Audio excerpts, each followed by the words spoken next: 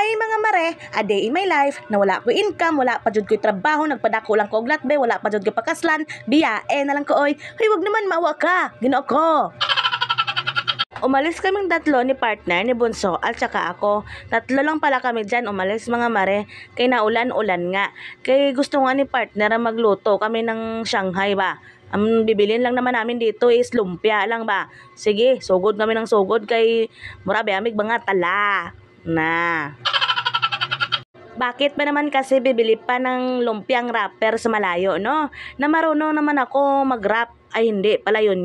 Ano ba yan? Dahil nandito na rin naman kami, siyempre may bibilin din kami dyan.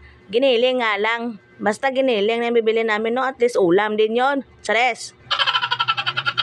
Bumili na nga si partner ng lumpiang wrapper, no? Sabi ko nga sa kanya, yan pala ang bibilihin mo, di sana sa palengke na lang tayo bumili. Napakalayo pa ng pinuntahan natin para lang sa lumpiang wrapper na yan. Na. Dili jud pwede na, dili jud magkiat si Bunso ba? Kay trip na nga niya yan sa buhay niya, hanggang sa paglaki niya na rin siguro yan. Agoy na. At dahil hindi daw trip ni partner yung bilog na lumpiang wrapper, kaya ang kinuha niya is yung pa-square daw na lumpiang wrapper. Meron bang mga shapes na yan? Basta ang pagkakaalam ko ay kinakain ko lang diretso. Mukha kasi akong pagkain eh. Agoy, Ginoo ko.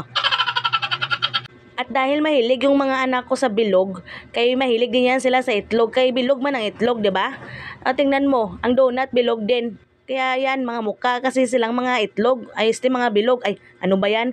Ginoo ko.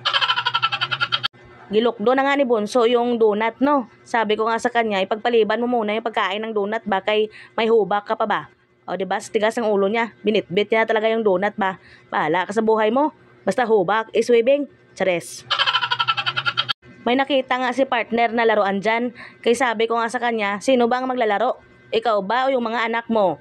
Na, kay 200 ba ang isa niyan? Sabi niya, bibigay ko to sa mga anak ko kay sila ang maglalaro. Pero parang hindi naman mga bata ang maglalaro eh. Kaya parang siya man ang nasayahan.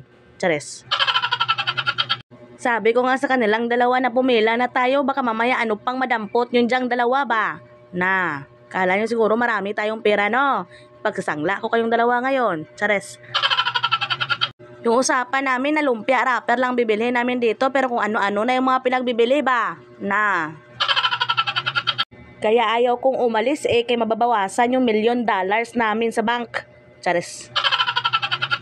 Pag uwi nga namin ng bahay, kinain na nga agad namin yung donut na yan. Hindi na yan naabutan ng Christmas mga mare.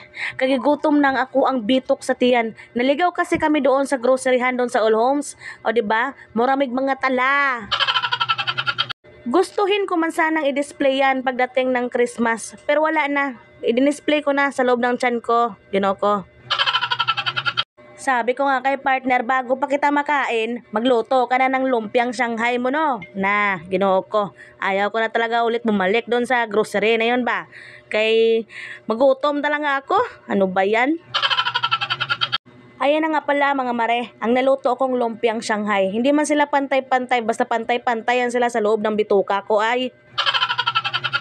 Pagdating nga ng gabi, nag-ihaw nga lang pala ako dito ng baboy at manok mga mare. Bago ko yan inihaw, minarinate ko muna yan siya ng 24 hours, no? Ng 24 years. Agoy, tagal naman. After 100 years, natapos na rin ang pag-iihaw ko mga mare, no? Siyempre bago ako nagsayaw-sayaw dyan, nakaligo na pala ako, no? Para hindi tayo manimahog ang soba. Merry Christmas sa ating lahat! O siya, mga mare-pare, ate at kuya, hanggang dito na lang muna tayo, no? Thank you for watching!